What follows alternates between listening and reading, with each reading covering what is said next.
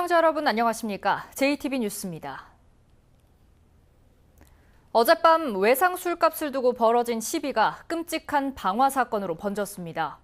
손님으로 가득 찬 군산의 한 유흥주점에 불을 지른 건데 3명이 숨지고 30명이 다쳤습니다. 오정현 기자입니다. 조명기구가 새카맣게 타버렸고 다급했던 현장엔 주인 잃은 구두가 나뒹굽니다. 55살 이모 씨가 군산의 한 유흥주점에 불을 지른 건 어젯밤 9시 50분쯤. 불은 입구에 집중됐습니다. 아직 현장엔 매캐한 냄새가 가득합니다. 불은 이곳 주출입구에서 시작됐고 불을 지른 이모 씨는 이곳에서 인화성 물질을 뿌리고 불을 지른 것으로 알려졌습니다. 빨간 불이 확 분지면서 이게 뭔 일이야 하고 그 앞에서 등짝이 탁더라고요. 옷이 달려가는 거 보고 저 사람 잡아라 소리만 질러. 불은 25분 만에 꺼졌지만 57살 김모 씨 등 3명이 숨졌고 30명이 연기 흡입과 화상으로 다쳤습니다. 이런 탁자라든가 의자에 그런 포리스텔 같은 제품에 유류가 끼얹어지면은 유독성 가스가 같이 병이 발생하면서 불을 내고 달아난 이 씨는 범행 장소와 불과 500m 떨어진 지인의 집에 숨었다가 3시간 반 만에 경찰에 긴급 체포됐습니다. 의자값은 자기가 10만 원인데 업주가 20만 원 덜 나겠다 이래가지고 서로 시비가 있었어요. 그 전날부터 서로 업주하고 이렇게 좀 다퉜다는. 이 씨 역시 손과 배에 화상을 입어 경찰에 1차 조사를 마치고 병원으로 옮겨졌습니다. 인화물질 언제 준비하셨어요? 기름은 미리 준비하신 거예요? 네. 기름 미리 준비하셨어요? 네. 그럼 계획하신 건가요? 네.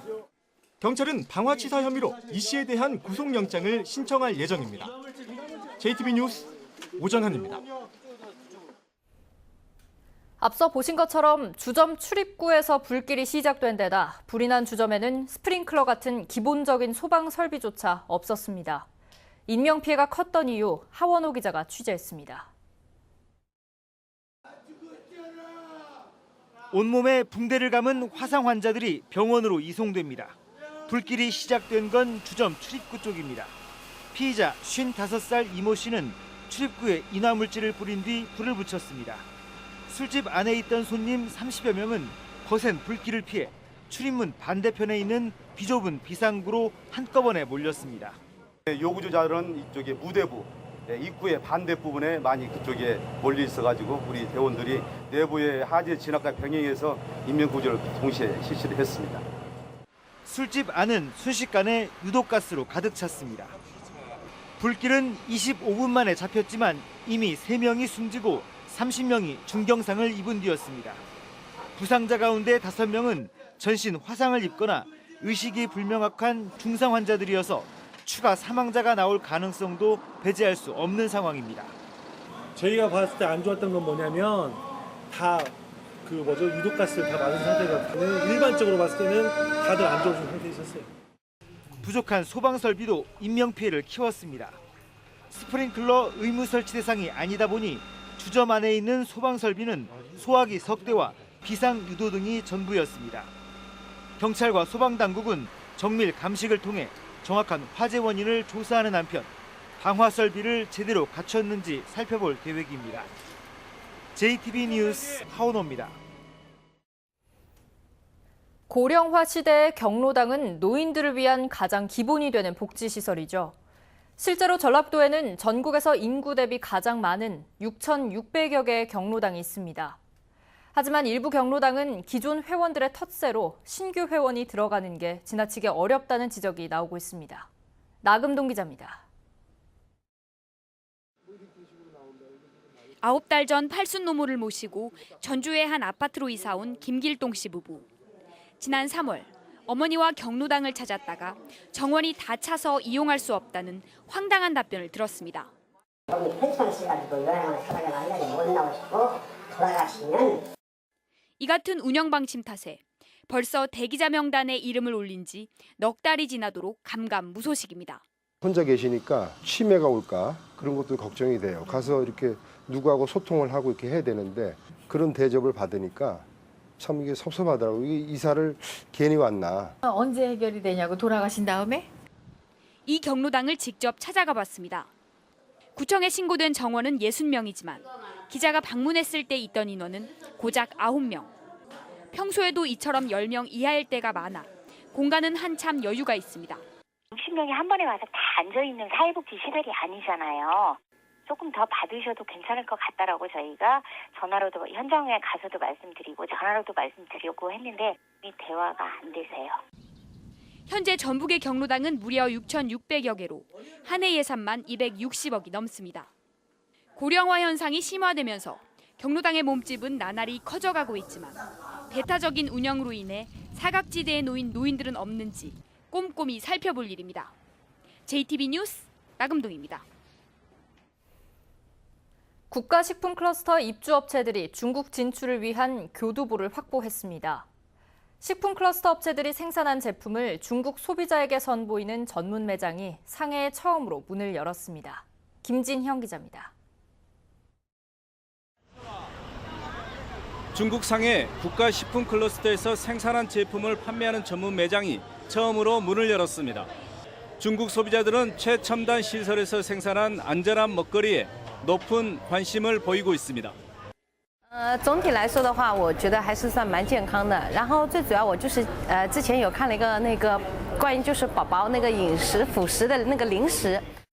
모두 9개 업체가 참여, 김치와 발효음료 등 다양한 제품을 선보이며 중국인들의 입맛을 사로잡을 예정입니다. 매장 운영은 국가식품클러스터 지원센터와 수출 지원 협약을 맺은 중국의 한 유기농 유통회사가 맡기로 했습니다. 이 업체는 국가식품클러스터 업체들의 중국 내 판로 개척도 지원하게 됩니다. 去年我们和 Food Plus 产业园进行了贸易的协议，然后 Anyway 呢是起了一个其实为韩国的食品打开了一个通往中国的一个窗口。 국가식품클러스터 업체들이 직접 중국 시장을 개척하기가 쉽지 않은 상황에서 도움이 될 것으로 기대되고 있습니다.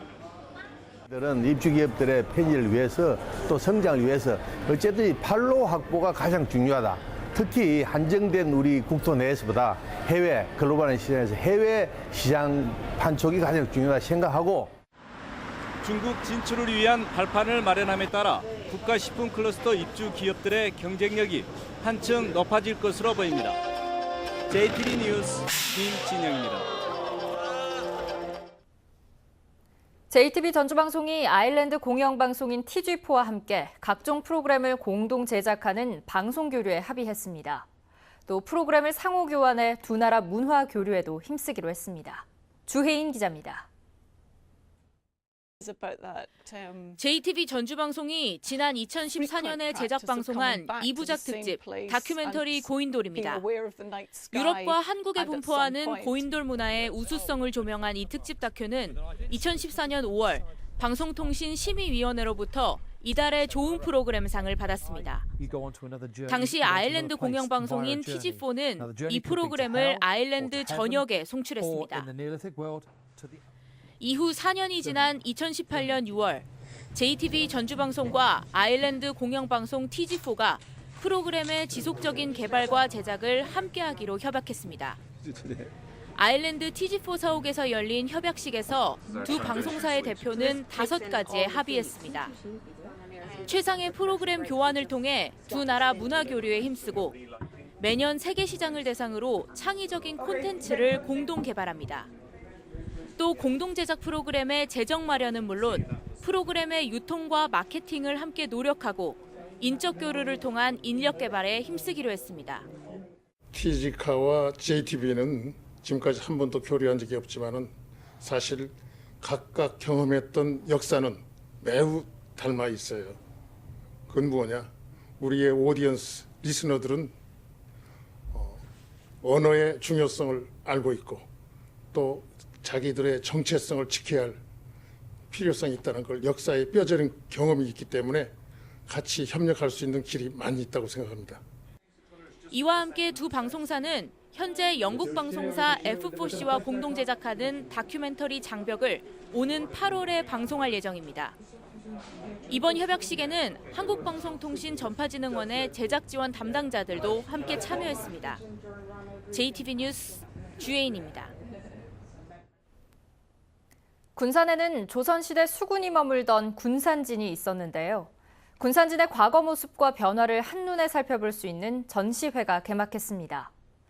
남원에서는 재해를 예방하기 위한 저수지 정비 사업이 추진되고 있습니다. 송창용 기자입니다. 과거 전북의 군사적, 경제적 관문 역할을 한 군산진의 모습을 살펴볼 수 있는 전시회가 군산 근대역사 박물관에서 개막했습니다. 이번 전시회에서는 군산진과 관련한 문서와 사진 등 70여 점을 선보입니다. 남원시가 지난 2015년부터 오래된 저수지 11곳을 대상으로 재해 예방 정비 사업을 하고 있습니다. 남원시가 관리하는 농업용 저수지는 모두 220곳으로 이 가운데 완공된 지 50년 이상 된 저수지가 193곳에 이릅니다. 이번 재해위험저수지 정비 사업이 완료되면 집중호우 시 우려되는 재해위험 요인이 말끔하게 해소될 것으로 기대됩니다. 2018 순창 블루베리 어울마당이 오는 23일부터 24일까지 이틀 동안 고추장 민속마을과 체험농장에서 열립니다. 행사 기간에는 블루베리 품종과 자재 전시회, 블루베리 비누 만들기 등 다채로운 행사가 진행됩니다. 이번 행사에서는 체험과 볼거리와 전시를 이렇게 같이 하고 있습니다. 그래서 가족 단위로 오셔서 이렇게 보고 즐기고 이렇게 돌아가실 수 있도록 장수군이 도로교통공단 전북지부와 농특산물 유통 활성화를 위한 협약을 했습니다. 이번 협약에 따라 도로교통공단은 교통방송을 통해 장수군 축제를 홍보하고 1사1촌 자매결연과 농촌 지원 활동을 펼치기로 했습니다. JTB 뉴스 송창용입니다. 각 당이 지방선거 이후 일제히 전당대회 체제에 들어갈 예정이어서 도내 정치인들의 거취에 관심이 쏠리고 있습니다. 더불어민주당과 바른미래당은 오는 8월에 전당대회를 개최할 것으로 예상되며 민주평화당은 지방선거 참패 책임론이 나오면서 시기가 다소 앞당겨질 가능성이 있습니다. 바른미래당은 선거 패배의 책임을 지고 박주선 대표와 정운천 의원 등 최고위원들이 모두 사퇴해 비대위 체제에 들어갔으며 민주평화당은 정동영, 유성엽 의원이 차기 대표 등에 도전할 것으로 알려졌습니다. 전북 혁신도시로 이전한 농촌진흥청이 지역경제 활성화에 크게 기여하고 있습니다. 농촌진흥청은 지난 2014년 혁신도시로 이전한 뒤 지금까지 2,800여 명을 직접 고용하는 등 5,600여 개의 일자리를 만들었다고 밝혔습니다. 또 지난해 1,800억 원을 지출해 2,240억 원의 생산 유발 효과와 973억 원의 부가가치 효과를 유발한 것으로 나타났습니다. 오늘도 초여름 날씨가 계속되겠습니다. 한낮 기온은 전주 30도, 진안과 장수도 28도까지 올라 덥겠습니다. 낮 동안 자외선이 강하겠고 오존 농도도 짙게 나타나겠습니다. 미세먼지 농도는 나쁨 수준을 보이겠습니다. 당분간 비 소식 없이 대체로 맑은 가운데 낮 기온 30도 안팎의 더운 날씨가 이어지겠습니다.